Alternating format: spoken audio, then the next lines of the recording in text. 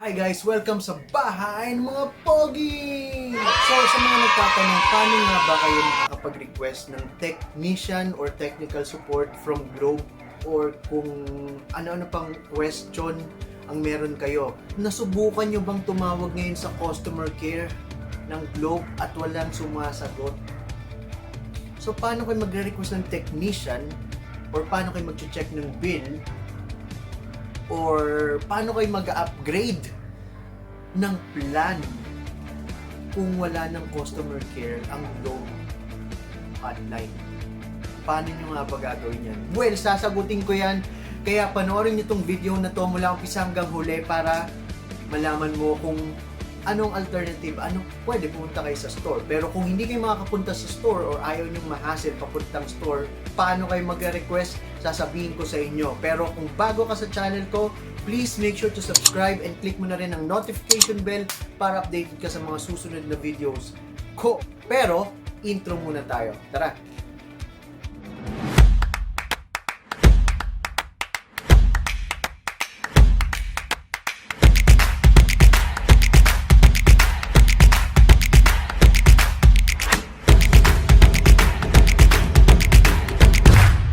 Dalawang bagay ang kailangan nating siguraduhin sa paggawa nito.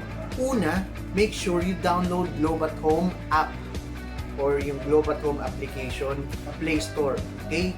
Number 2, make sure you are connected to your Globe at Home broadband. So, dapat doon kayo nakakonect at hindi sa kung saan saang Wi-Fi or Wi-Fi ng kapitbahay, hindi pwede. A few moments later.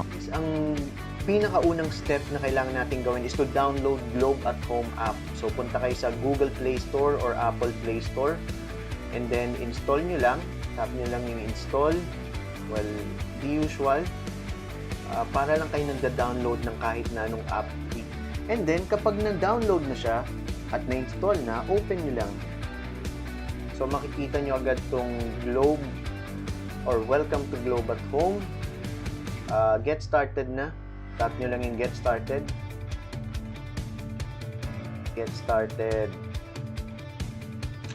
Okay, so ngayon, welcome to Globe at Home. Please enter any of the following. Any account number or landline number. Or the prepaid Wi-Fi number. So, depende sa inyo kung anong gusto nyong i-login or i-gamiting pang login. Pwede yung account number nyo kung alam nyo yung account.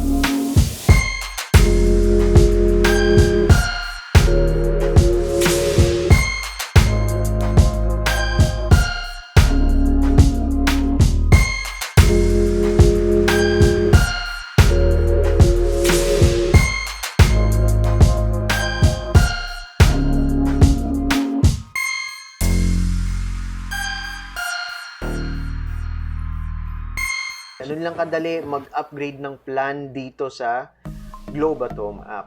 Hindi nyo na kailangan tumawag. Or pwede rin kayong mag-request ng request for transfer of location. So kung lilipat na kayo, ayan, fill out nyo lang to or tap nyo lang yung mga kailangan nyo. So ganun lang kadali.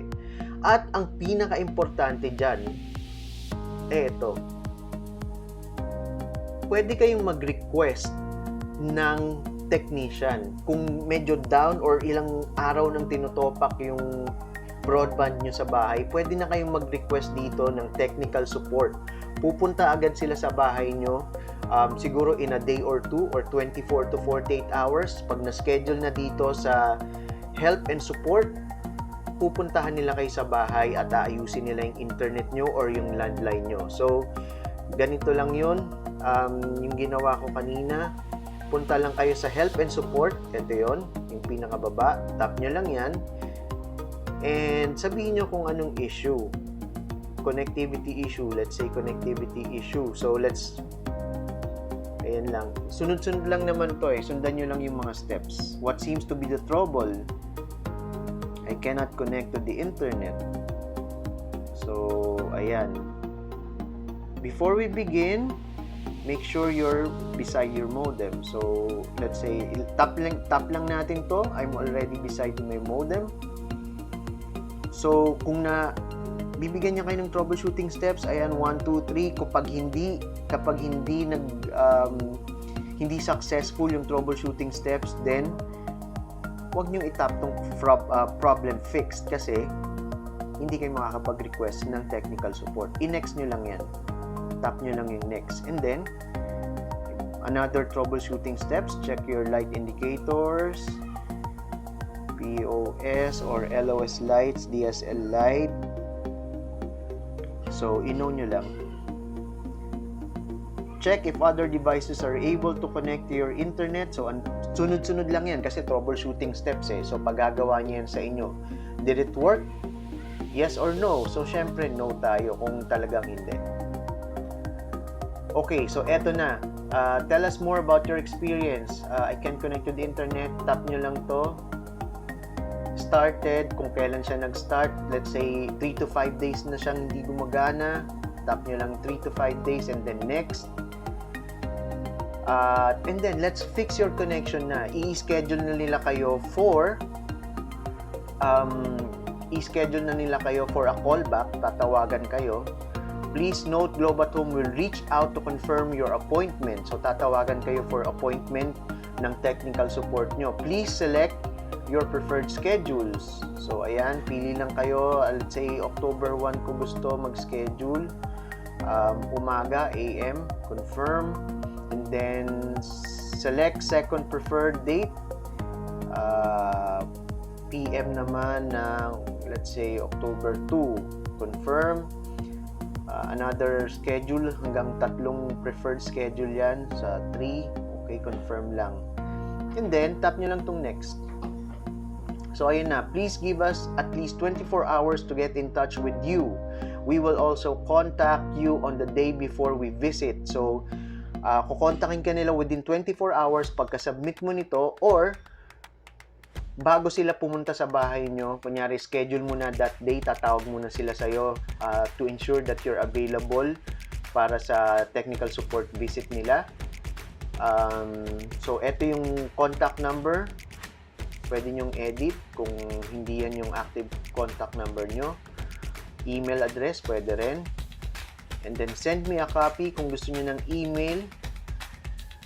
Okay, pero wag nating isend kasi baka pumunta sila dito. Wala namang problema yung internet namin. Okay, so,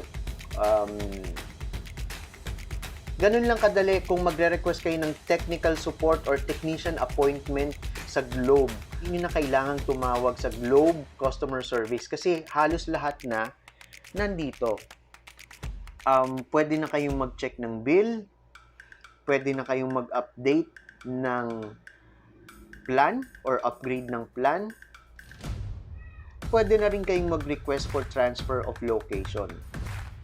At higit sa lahat, pwede na kayo mag-appointment or mag-request ng technical support para pumunta sa area nyo or sa bahay nyo para ayusin ang inyong connection. Okay, so kung meron pa kayong ibang question, pwede rin dito. Need further assistance? Hi, I'm G of Globe. I'll be happy. So, chat G. Pwede nyo rin siyang i-chat. Ayan na si G. So, ayan na si G. Pwede nyo na siyang i-chat for any Globe at home concerns. So, lang guys, kung meron kayong question na hindi ko nasagot, please comment down below. And again, kung bago ka dito sa channel ko at kung natulungan kita dito sa Globe at Home app, please like this video and i-share mo na rin kung pwede lang.